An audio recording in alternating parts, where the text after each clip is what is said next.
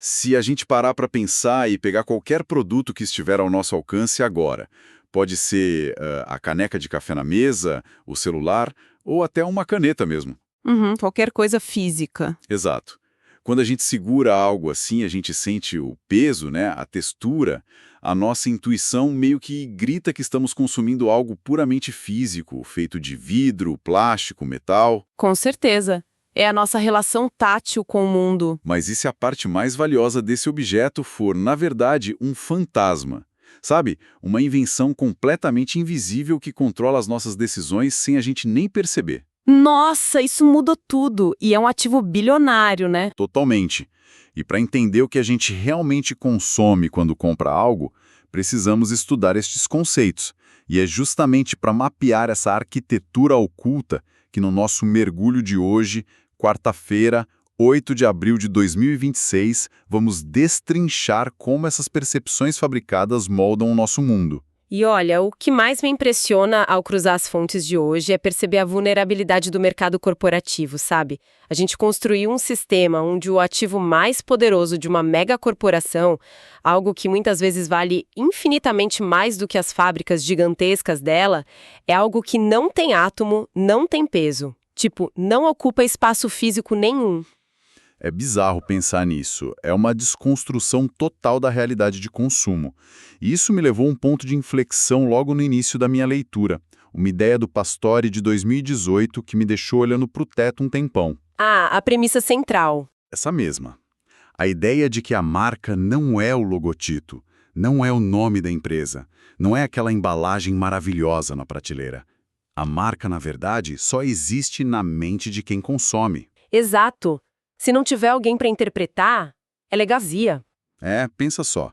Se rolasse um apocalipse zumbi amanhã e não sobrasse nenhum ser humano para olhar para um outdoor da Coca-Cola, a marca simplesmente deixaria de existir. A placa ia estar lá, o desenho ia estar lá, mas sem um cérebro humano para atribuir significado, seria só tipo tinta sobre metal. E essa constatação transfere um poder colossal para quem está do lado de cá do balcão. Porque, veja bem, se a marca é estritamente uma representação mental construída tijolo por tijolo, a partir de emoções e referências, significa que existem tantas versões de uma mesma marca quanto existem pessoas no mundo. Caramba, é verdade. Cada um tem a sua versão na cabeça. Uhum. A empresa tenta guiar a narrativa, né? Tenta impor uma imagem, mas o ativo estratégico em si mora na imaginação alheia. Então, sem as lembranças do público, aquele império financeiro todo evapora. Mas espera aí, isso levanta um paradoxo na minha cabeça. Se a marca é essa construção psicológica toda abstrata, de onde veio essa obsessão humana por rotular as coisas? Porque assim, não faz sentido achar que um bando de executivos de terno inventou do nada essa necessidade de atribuir significado, né? Como a gente chegou aqui? A raiz disso é muito mais visceral. Vem da nossa pura urgência de sobrevivência, sabe? De organização social.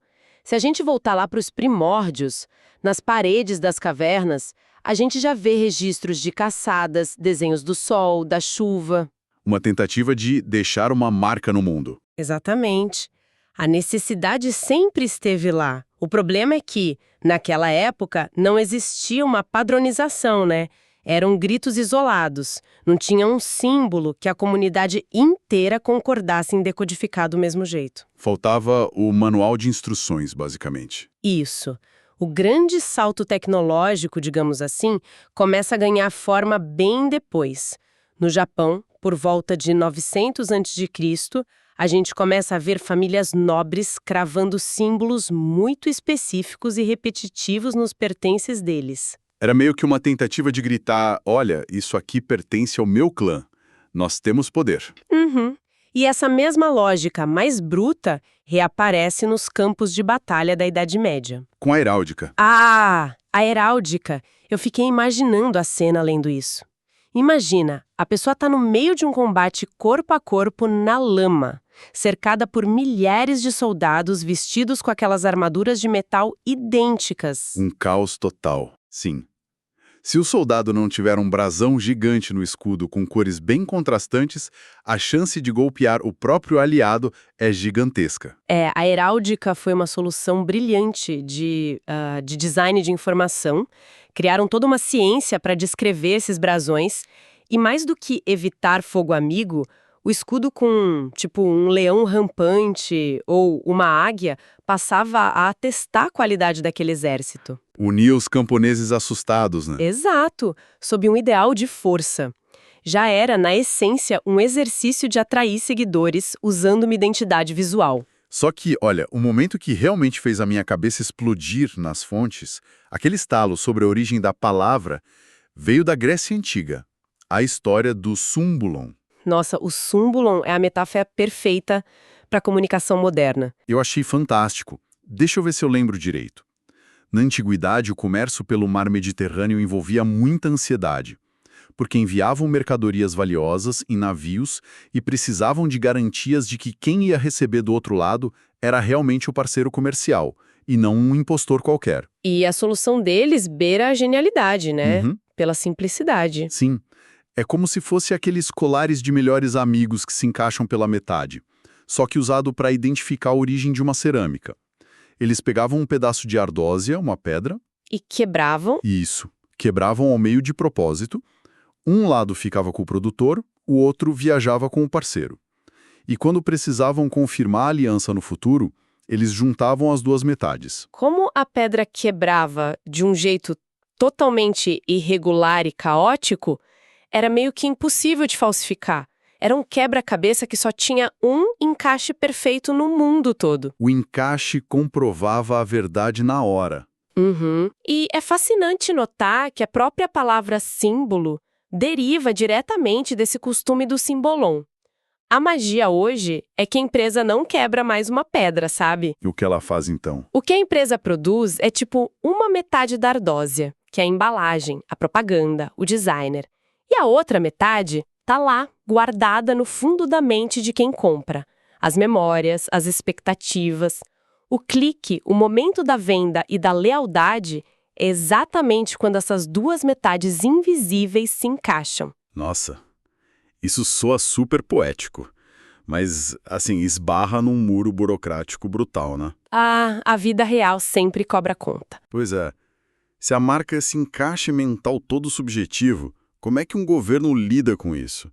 Eu não posso simplesmente chegar num juiz e falar: meritíssimo, roubaram o sentimento de pertencimento que eu gerei na cabeça de alguém. Como a lei consegue colocar uma cerca ao redor da imaginação para proteger o lucro de uma empresa? É um ótimo ponto. Essa ponte entre o mundo abstrato das ideias e a segurança jurídica precisou ser construída a muito custo. Foi por isso que estruturas como o INPI, o Instituto Nacional da Propriedade Industrial, foram criadas aqui no Brasil, lá na década de 1970. Certo, para botar ordem na casa. Exato. A legislação não protege a emoção do consumidor em si, claro, mas ela ampara com exclusividade o gatilho que dispara essa emoção. E aqui entra uma confusão crônica que a gente precisa desfazer. O registro na junta comercial não te dá uma marca. Ah, a famosa razão social. O nome chato que vem escrito nos boletos. Isso mesmo. A razão social é tipo o seu CPF. Ela identifica quem você é perante o Estado, quem paga o imposto, quem responde processo. Geralmente termina em limitada ou SA. Já a marca não. A marca é o seu estilo. É como você se apresenta para o mundo. É a roupa que a empresa veste. Perfeito. É o gatilho visual ou sonoro que distingue o seu produto no meio da multidão. O INPI garante que só você pode usar aquele gatilho específico para invocar aquela memória na mente do público. E esse gatilho vai muito além de um desenho em 2D, né? Tem um exemplo nas nossas fontes que prova como essa proteção governamental chega a invadir os nossos sentidos físicos. A garrafa de vidro clássica da Coca-Cola. O ícone do design. E o detalhe é que não estamos falando do rótulo vermelho, nem da fonte cheia de curvas. O próprio formato geométrico do vidro acinturado é registrado mundialmente como uma marca tridimensional. Uhum. E o raciocínio por trás dessa manobra legal é que a silhueta da garrafa Virou um gatilho mental independente. Se você fechar os olhos, colocar uma venda e alguém botar essa garrafa vazia nas suas mãos, o simples tato daquele vidro vai fazer o seu cérebro, em milissegundos, acessar o sabor e a publicidade. A forma física vira tipo uma palavra não dita, né? O que me fez pensar, se o governo protege o tato, até onde vai essa fronteira? Porque o material menciona que em outros países as empresas já estão registrando coisas não tradicionais. O som exato que o computador faz quando liga, ou até cheiros. Ah, as marcas olfativas. Isso. A minha dúvida é, aqui no Brasil, eu posso patentear o cheiro de lavanda misturado com canela da minha loja? Eu posso ser dono de um odor? Então, no contexto brasileiro, o sistema jurídico é bem mais conservador nesse aspecto.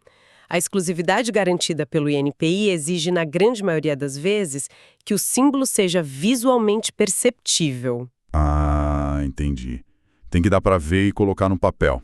Exato. Logotipos, palavras e essas formas tridimensionais, tipo a garrafa, são aceitos porque você consegue desenhar e anexar num processo legal. Sons e cheiros, por mais que ativem memórias fortíssimas, esbarram nessa dificuldade técnica de representação gráfica no nosso sistema atual. Então, por enquanto, o cheiro da minha loja de lavanda está em domínio público. Totalmente em domínio público. Então estabelecemos que a marca vive na mente, mas o gatilho visual é protegido por lei. Agora, imagina a seguinte situação. Uma empresa pequena cria esse gatilho, faz o maior sucesso e, de repente, começa a crescer descontroladamente. Passa a vender de sapato à geladeira. Se a marca é sobre criar um significado claro, como é que essa empresa não causa um curto-circuito na mente de quem compra quando oferece tanta coisa diferente? O caos é o inimigo número 1 do significado, né? E para evitar esse curto-circuito, as corporações aplicam o que a gente chama de arquitetura de marcas. É o planejamento estrutural real de tudo que elas oferecem. Eu fiquei com uma analogia martelando na cabeça quando li essa parte, de que é como comprar uma casa nova. Imagina, um investimento altíssimo. Quando a gente recebe as chaves, a casa é só cimento e parede branca. Aí temos dois caminhos. A bagunça ou o planejamento. Exato. O primeiro caminho é entrar de qualquer jeito, sabe? Jogando móvel velho nos cantos, empilhando caixa na sala e pensando, um dia eu arrumo. O resultado é que as visitas chegam e não entendem quem você é. O ambiente transmite confusão. O que acontece com muita empresa por aí. E o segundo caminho é planejar a decoração antes mesmo de se mudar. Projetar a iluminação, decidir que a sala vai ser minimalista, cada cômodo tem uma intenção. O material do Pastore sugere que as empresas têm que fazer essa reflexão arquitetônica desde o princípio, senão moram no caos. É uma ótima analogia. E os estrategistas, tipo o Kotler e o Keller, identificaram 3 grandes, digamos, plantas baixas para organizar essa casa. A primeira via é a de nomes distintos. Como funciona essa na prática? A corporação age tipo uma empresa de investimento secreta. Ela cria nomes completamente separados para cada linha de produto, sem revelar publicamente a ligação entre eles. O exemplo da Porto Seguro e da Azul Seguros entra exatamente aí, né? A maioria das pessoas contrata o seguro de carro da Azul sem ter a menor ideia de que o dinheiro está indo para o mesmo cofre da Porto Seguro. Exatamente. E a grande vantagem dessa planta baixa é a quarentena de risco e a flexibilidade de preço também. Se a marca Azul sofrer uma crise de reputação gigantesca amanhã, o prestígio da Porto Seguro, que atende um público disposto a pagar bem mais, não é contaminado. Ficam blindados. Aí a gente tem a segunda via, que segue uma filosofia oposta, que é o guarda-chuva corporativo. Essa é a estratégia da preguiça genial. Colocar o mesmo nome em absolutamente tudo que sair da fábrica. O texto usa o caso da Italac, né? É leite integral, leite condensado, creme de leite, queijo. A marca abraça o supermercado inteiro. Uma preguiça genial que economiza bilhões em publicidade. Porque pensa bem, toda vez que a Italac lança um produto novo, ela não precisa provar que é bom a partir do zero. Pega carona na confiança que já existe. Exato. Pega carona imediata na confiança que as famílias já têm na caixa de leite tradicional. O perigo, claro, é que se houver um lote estragado no creme de leite, a credibilidade do queijo despenca junto. A contaminação aí é total. Uma faca de dois gumes. E qual é a terceira via? A terceira via é o nome de submarca, uma mistura das duas anteriores. A marca principal dá o sobrenome, mas o produto em si ganha um nome de batismo. É o que a gente vê muito na tecnologia. A Motorola, por exemplo, criando a linha Motorola One ou Motorola G6 Plus. O conceito até faz sentido no papel, mas eu confesso que sou um pouco cínico sobre o quanto as pessoas realmente prestam atenção nisso nas prateleiras do mercado, sabe? As fontes dissecam um caso prático que me deixou perplexo, que é o paradoxo da Unilever com o sabão Omo. A gente pode usar uma lupa nesse exemplo. Claro, é um dos cenários mais reveladores que existem sobre o comportamento de compra.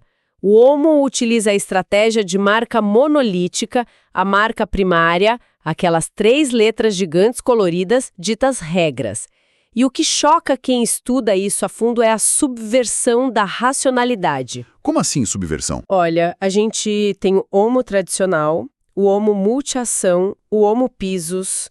O poder dessa marca é tão desproporcional na cabeça de quem compra que a promessa funcional de limpeza... Tipo, a química do negócio? Isso. Os componentes químicos reais que tiram a mancha da roupa, isso importa menos do que a confiança cega e absolutista que a pessoa deposita no logotipo. Isso é meio assustador e fascinante ao mesmo tempo. A força mental da marca literalmente engole a lógica técnica. Se você colocar um sabão quimicamente superior do lado dele, mas com uma marca desconhecida, a mente da pessoa rejeita o produto melhor. Rejeita, é irracional. E a ironia profunda nisso tudo é que a dona do Omo, a multinacional Unilever, adota uma estratégia corporativa completamente pluralista e escondida, né? Ela não aparece. A mãe bilionária não quer os holofortes. Ela fica lá nos bastidores, puxando as cordinhas, gerenciando o Omo, a Hellmann's, o Kibon, Lipton, produtos que não têm nenhuma relação lógica entre si, mas que enriquecem a mesmíssima conta bancária. É o controle absoluto através do anonimato. E o que dita quem ganha o holofote e quem fica na sombra é puramente o design de embalagem. A hierarquia visual é desenhada milimetricamente para conduzir o olho humano. O tamanho da fonte nunca é um acidente. Eu queria tentar desempacotar um desses exemplos visuais para ver se eu peguei a lógica. O material cita o mercado de carros. Pensa numa caminhonete Fiat Strada. Quando o veículo passa na rua, a letra maior, lá na traseira, a que rouba a atenção de cara, é a palavra estrada. Essa seria a mãe? Correto. O foco primário. Logo abaixo, quase como um detalhe, vem escrito Freedom 1.4. Essa é a submarca, que especifica a variação para um nicho específico de cliente. E num emblema separado, menorzinho, vem o logotipo da Fiat. A Fiat atua ali não como a estrela, mas como a marca endossante. Ela tá lá só para sussurrar no ouvido do comprador. Olha, pode confiar na estrada, porque eu, a gigante Fiat, tô atestando a qualidade dessa máquina. A mecânica é rigorosamente essa. A leitura tá perfeita. E ela se repete na indústria alimentícia de uma forma até mais agressiva, sabia? Ah, é? Pensa no McDonald's vendendo a casquinha ovo maltine. A casquinha é o formato primário. O ovo maltine entra ali como uma marca de ingrediente, pegando emprestada uma legião de fãs fanáticos por aquele sabor. Ah, e os arcos dourados do McDonald's envolvem tudo isso como um endossante de peso. Exatamente, validando a compra. Mas aqui a gente chega no grande nó da questão, na pergunta de $1 milhão, literalmente. Por que passar por toda essa dor de cabeça? Por que as diretorias gastam meses discutindo se a estratégia vai ser monolítica, pluralista, se a fonte da submarca vai ser 10% maior ou menor? Qual é o prêmio real no fim desse arco-íris todo? O santo graal que move essas reuniões atende pelo nome de Brand Equity. É um termo que começou a engatinhar lá nos anos 1980 e explodiu como uma métrica definitiva a partir dos anos 2000. O valor da marca. Isso. Traduzindo de forma crua, o Brand Equity é o patrimônio da marca, é o ágio invisível, é a resposta implacável para a seguinte pergunta: O quanto a nossa marca consegue extrair de dinheiro a mais do bolso de alguém em comparação com um produto idêntico, mas sem rótulo. E isso abre a porta para o caso da Apple, que, para mim, é o melhor exemplo de dor no bolso motivada por paixão. Vamos ser francos. Você coloca um smartphone da Apple do lado de um aparelho topo de linha da concorrência. Rigorosamente, as mesmas funções. Às vezes até menos. Exato. Muitas vezes o concorrente tem uma tela com mais resolução ou uma bateria que dura o dobro. E mesmo assim, as pessoas aceitam pagar um prêmio absurdo, um valor estratosférico a mais, pelo celular com a maçã desenhada atrás. Isso não é apenas manipulação disfarçada de inovação. Olha, a análise puramente funcional sempre vai apontar para manipulação. Mas o Kelly e o Machado explicam isso através da psicologia do consumo. Eles chamam de pacto. A relação que a Apple construiu com o público transcende a placa de circuito impresso. O smartphone deixa de ser só uma ferramenta para mandar e-mail e se transforma, como a literatura diz, em um dispositivo simbólico. Se ágil? E espremer a margem de lucro? Não, de jeito nenhum. O lucro exorbitante é só a ponta do iceberg de uma marca forte. O brand equity se consolida em outras 3 frentes muito poderosas. A primeira é o market share, a famosa fatia de mercado. Volume de vendas. Isso. Uma marca colossal nem sempre é mais cara. Muitas vezes ela simplesmente tritura os concorrentes em volume porque se tornou a escolha automática do cérebro. Ninguém quer gastar energia mental na hora de comprar papel higiênico, sabe? Verdade. O piloto automático fala mais alto. A segunda frente é ainda mais profunda, que é a estima. Estima no sentido de admiração pura da empresa? No sentido de mudança de comportamento provocada pela admiração. Pensa no swoosh, aquela vírgula clássica da Nike. O tecido do tênis da Nike não tem nenhuma propriedade mágica que desafie a física. O produto em si não faz ninguém correr mais rápido. Mas o brand equity da Nike focado na estima é tão esmagador que vestir aquele símbolo funciona como um placebo psicológico real. Caramba! A marca injeta inspiração na veia do corredor amador e ele realmente se sente capaz de superar os limites. Exatamente isso.